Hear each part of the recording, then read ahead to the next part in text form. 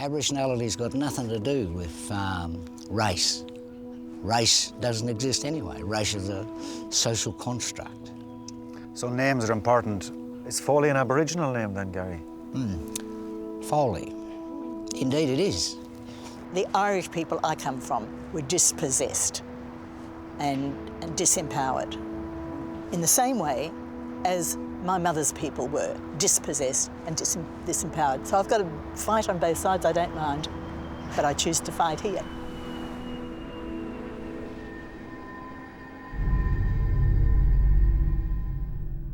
They're patrol officers. They call them Native Affairs Patrol Officers. And they travel all around the Northern Territory looking for coloured blokes like me. White men making babies with Aboriginal women. These patrol officers had to report how many at Tipperary Station, how many at Bellevue, and how many at Waveville. White man wasn't allowed to go with an Aboriginal woman. They'd take that child away from him.